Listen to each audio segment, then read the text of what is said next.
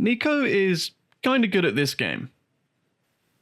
So I think we all deserve to take a look at how he plays, specifically how he plays on the CT side of Mirage, as he is currently the highest rated player of the CT side in the last 6 months. This is better than Simple, Zywoo, Yakinda, Twist, Shiro. The list really does just go on.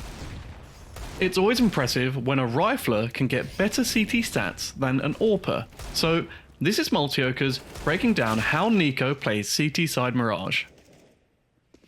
Before we get fully underway, this video was supported by today's sponsor, GG Predict. If you play CSGO, you gotta try ggpredict.io. It's a training platform to analyze and better understand how you play and what mistakes you make during your Counter-Strike matches. Then effectively train those aspects that need improvement.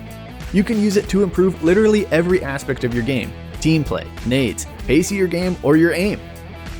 It not only analyzes your game in so many aspects, but also lets you train on the platform thanks to personalized training plans. How? GG Predict's AI knows exactly what you need to do to become a better player. Each week, you automatically get tailor-made trainings made by the best CSGO athletes who work with GG Predict. It's easy and fun, and you can train right on GGP servers and get all the data from your trainings analyzed. Simply connect your Steam, Faceit, or eSportal account and get your matches instantly analyzed by GG Predict. We almost forgot, if you're playing just for fun, that's great too. You'll love our social features, which allow you to compare with your friends and finally check who really is carrying the team.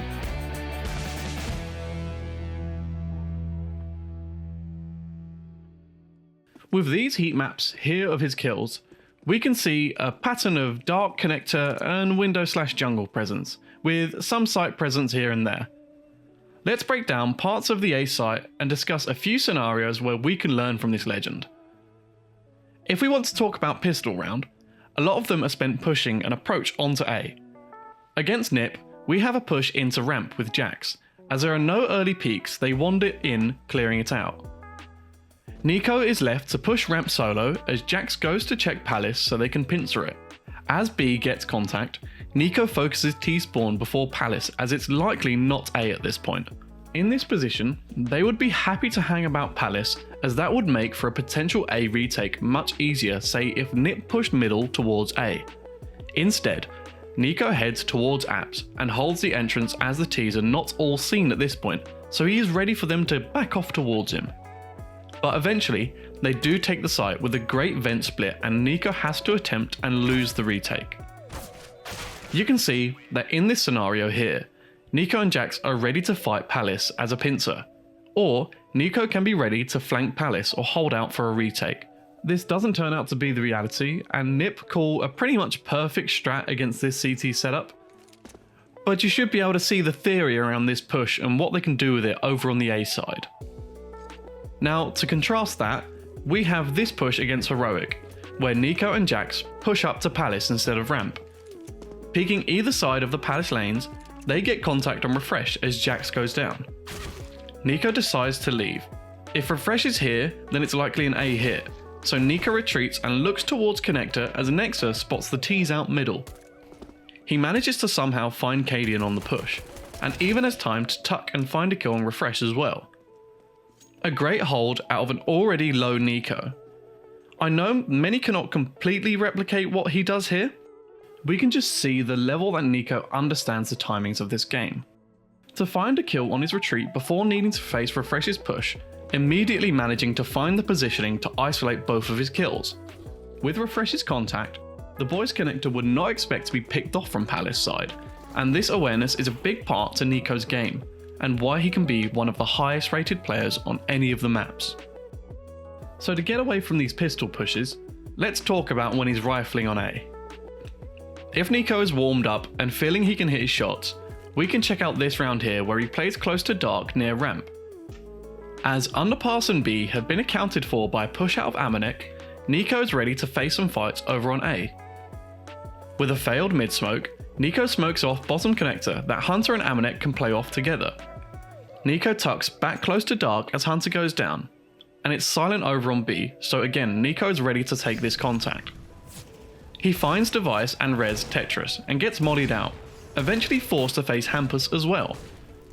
With Dark not mollied off because of this amazing block by Nexa, he was given space early to take the first 2 duels by just popping off shots and retreating to cover.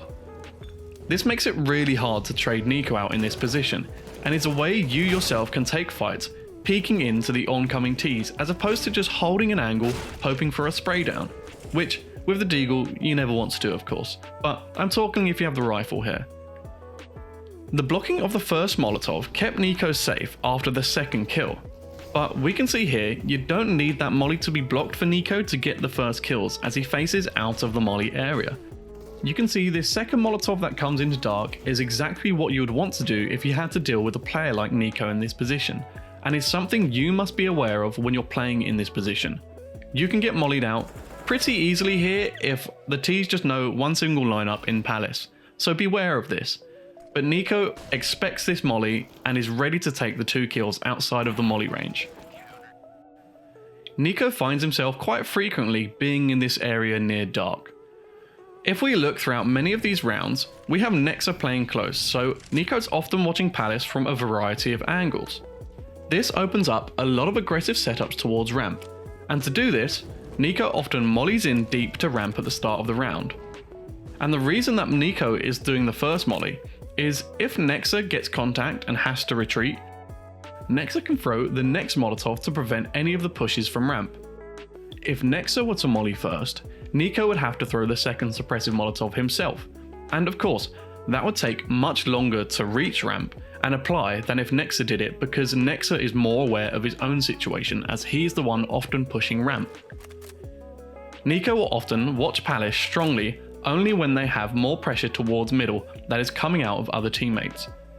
Setting up on either stairs near connector, or on the Palace boxes, or inverse default or regular default. If there is not enough pressure towards middle at the time of one of these setups, instead of saving his smoke for when he wants to back off from watching Palace like he does in this round, where he smokes Palace to leave Nexa to assist the B site, he will throw this smoke towards connector, forcing the Ts to be more patient with any form of connector take or short aggression. If you're looking for a setup towards A ramp where you want to shut down the Ts, I can refer you to this round against Heroic where he's expecting a full-on A side take. At the start of the round, Niko finds himself mollying ramp for the early push potential, and then when he gets closer towards ramp, he smokes it off, allowing himself to walk in towards sandwich. With Nexa and Amanek set up for players coming out of ramp, as Hunter watches mid from Cat, the push doesn't eventually go in while Niko's been watching Palace the whole time. So they go into a more typical deep A hold, with Nexa jiggling ramp as Niko chooses to watch Palace. And like all the pros, they keep playing together deep into the round until the Ts do commit somewhere.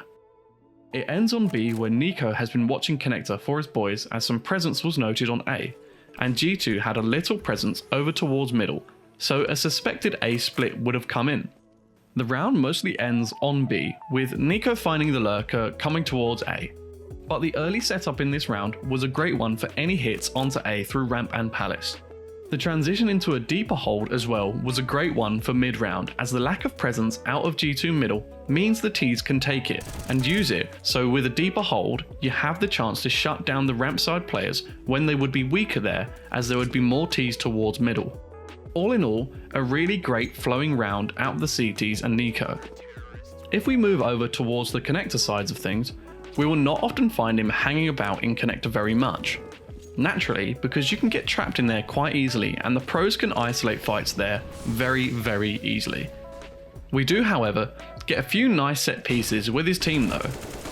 In this round, we can find Niko set up for the round mollying ramp for any A pushes and flashing top mid to stagger the Ts. He will then smoke bottom collector like many AWPers would early in the round for peeking. And with Hunter by his side, Nexa will throw a flash above connector towards mid. And as this pops, Niko will swing out of the smoke and try his best to find any pick top mid with Hunter. Although unsuccessful this round, this piece is always thrown into every single match that they play, and it's random when they do it. Of course it's often on a buy, you can never see a game of G2 without seeing this set piece thrown in at some point. But if you're looking to be a bit more conservative towards connector, then this behaviour here is also demonstrated out of Niko. What he does here is play towards top connector, with a smoke out ready to drop it bottom connector or top connector. What he is doing here is making sure that there can be no cut into the site from connector, as Amanek and Nexa are towards ramp, deep, ready to look for picks. If contact is had ramp side and Amanek or Nexa need to retreat, Niko can make sure any of his teammates can get away safely by dropping a smoke top connector, allowing his teammates on the A site to reposition wherever they need to without having to worry about connector cutting them off. Another example of this here, we can see Niko molly off ramp early and go to watch top connector with Amanek smoking the bottom of it for him. Amanek and Nexa both aggress ramp again, so Niko is in charge of making sure no one can cut into the site to put the CTs on an island. Jiggling between window and connector as there is less cap pressure from Niko's teammates this round. Eventually, Nexa and Amanek take contact, with smokes coming into the site as well.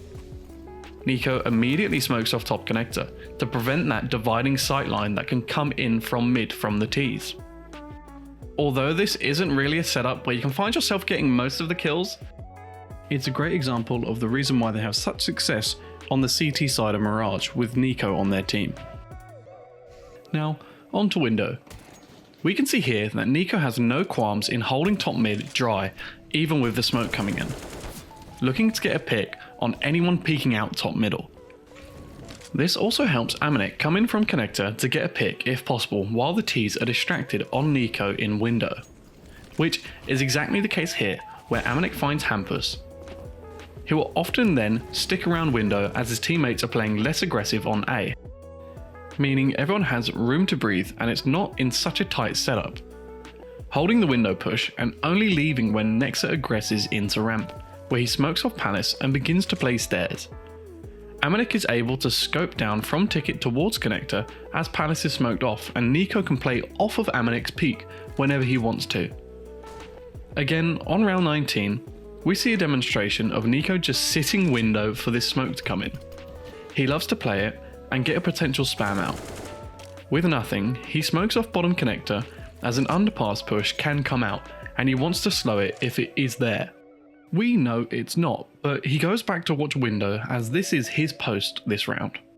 Niko tucks in jungle to keep his eye on window and gets smoked off this round, playing it in a safe corner but ensuring the Ts don't get jungle for free, whether by window or by connector.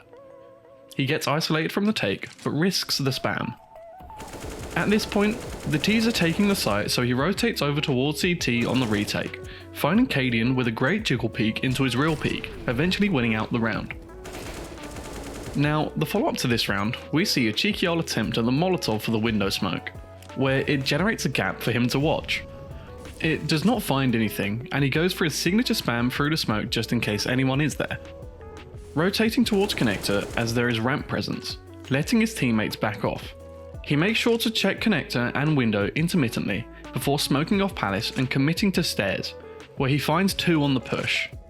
With the push over on apps, Niko is happy to give up window, almost as the flank out of Jax here can substitute for a CT rotate, and this change in position helps him find two easy kills on the take as well. A great display of awareness of the situation here that keeps Niko above the rest. On the last bit of play today, let's take a look where he attempts the Molotov again, but the smoke does not in fact come in this time.